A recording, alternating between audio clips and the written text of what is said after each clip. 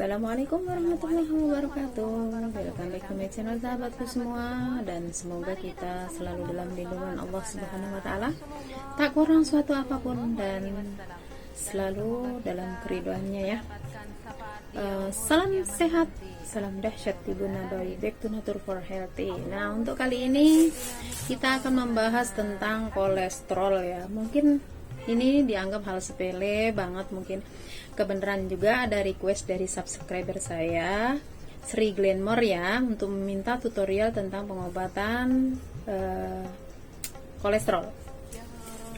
Nah, sebelum kita obati, kita harus tahu dulu apa penyebab dari kolesterol itu sendiri ya. Penyebab dari kolesterol ialah konsumsi makanan yang mengandung lemak jenuh.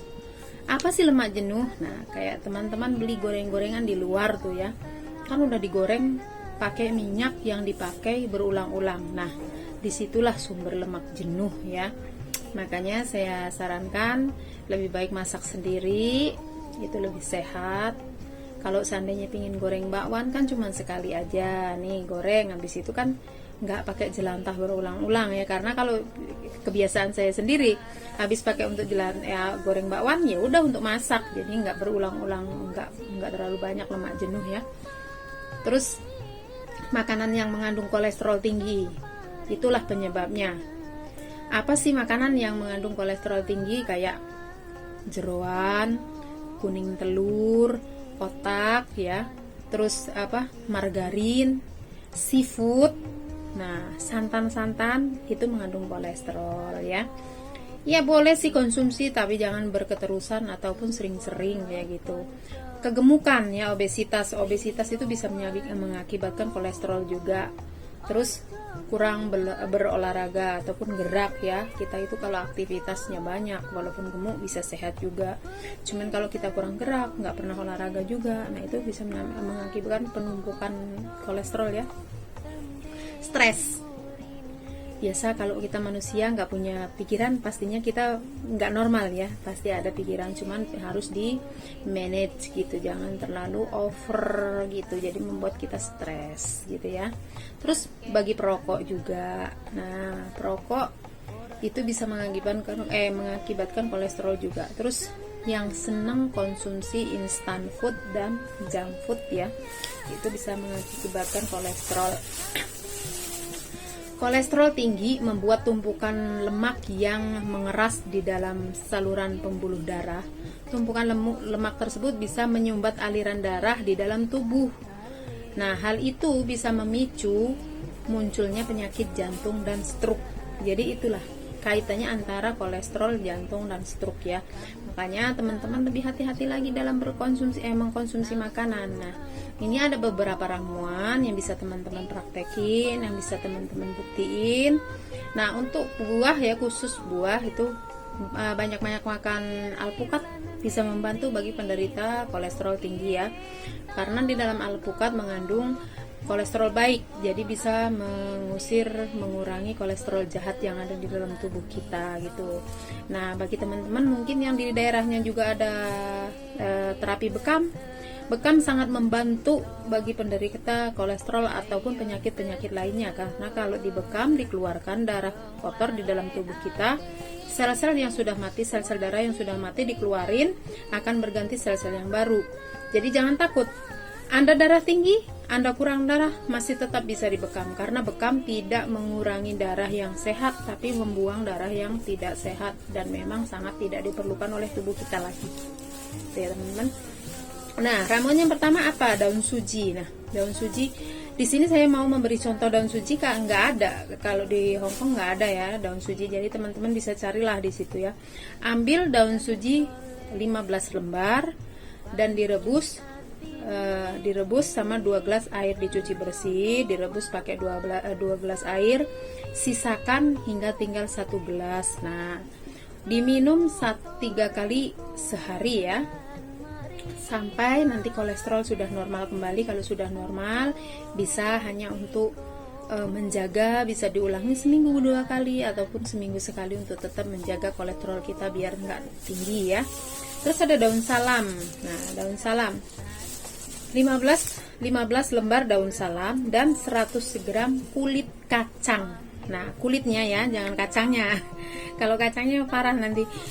Kulit kacangnya 100 gram, daun salam 15 lembar, direbus dengan 800 ml air.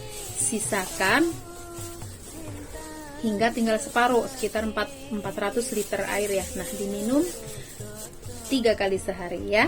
Itu dapat menurunkan kolesterol yang tinggi juga. Bawang putih dan bawang bombay. Nah, ambil 2 siung bawang putih, 1 butir bawang bombay, dan 7 lembar daun nyawa. Daun nyawa itu daun apa ya? Kurang tahu juga pokoknya. Cuci dan blender semua bahan, terus disaring, diminum ya. Terus untuk resep kedua nih teman-teman, kunyit ya. Ada kunyit, 25 gram kunyit, 15 gram daun dewa ya. Pokoknya kalau di Indonesia ada deh, pasti daun dewa, dan 2 buah mengkudu. Nah, cuci dan rebus dengan 700 ml air. Nah, direbus hingga tersisa sekitar 300 ml air ya. Habis itu saring dan minum 2 kali sehari. Minumnya sampai kapan? Diminum secara teratur hingga kolesterol itu menjadi normal kembali.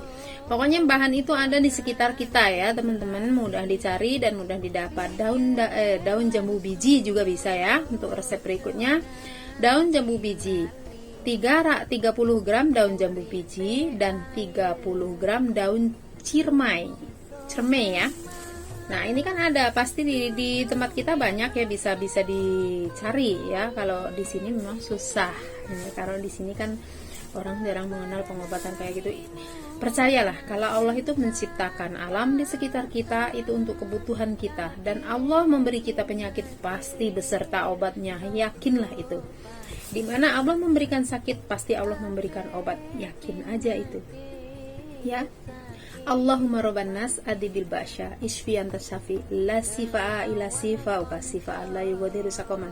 Jadi kita memohon kepada Allah untuk menyembuhkan kita dari segala macam penyakit dan hingga kita terbebas dari segala rasa sakit itu ya. Itulah kira-kira. Yang penting modalnya satu, yakin bahwa Allah itu sang maha dokter. Jadi nggak ada dokter di dunia yang bisa mengalahkan Allah Subhanahu wa taala, dan kesembuhan bersumber daripadanya. Asal kita ikhtiarnya didasari dengan yakin. Kalau kita tidak yakin, usaha kita pun akan sia-sia. Nah, itu tadi ya. 30 gram daun jambu biji dan 30 gram daun ciremai dicuci bersih dan direbus menggunakan 700 ml air, kemudian disisakan hingga tinggal 300 ml air. Didinginkan dulu, setelah dingin disaring dan diminum 2 kali sehari. Minumnya sampai keluhan kolesterol kita stabil kembali ya. Kolesterol itu yang penting kita tidak melewati 200, itu masih aman ya. Nah gitu, jadi teman-teman untuk untuk apalagi usia sudah di atas 40 itu pasti yang namanya kolesterol, asam urat itu bisa menghampiri kapan saja ya. Jadi teman-teman itu harus bisa memanajemen pola makan. Pola makan kita itu harus diatur banget. Jangan terlalu banyak makan instant food, junk food yang justru akhirnya merugikan kita sendiri. Nah, terus ada lagi daun jati Belanda.